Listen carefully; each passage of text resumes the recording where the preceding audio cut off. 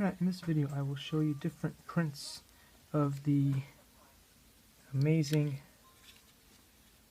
Star Wars ship here, the Millennium Falcon. Alright, so let's start with this one. This one was printed as you see it, like this, on the Monoprice Mini Delta. And it's pretty glorious, except for the bottom, obviously, because the bottom had supports done in Cura, and Cura does not do a very good job of supporting the model.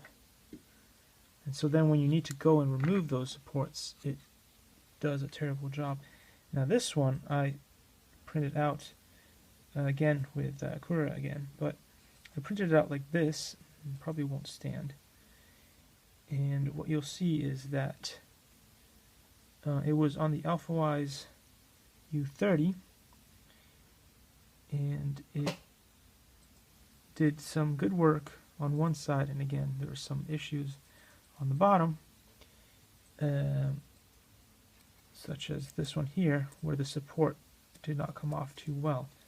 However, it still did a better job than the other one, and it's not because the printer is better, because if you look at this and this part looks better on the Monoprice.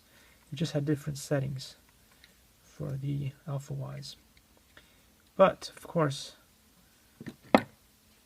my little resin printer, the Monoprice Mini SLA, was the one that did the best job on both sides. And this little model here is glorious. Even though it's a little smaller than the others, the detail is absolutely phenomenal, especially on the top part of the model.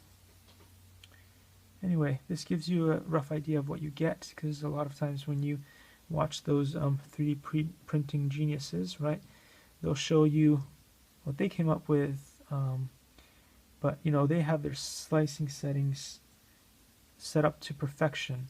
And if you buy a 3D printer today, the best you are going to get is about this kind of quality here, or something like this, if you have a resin printer.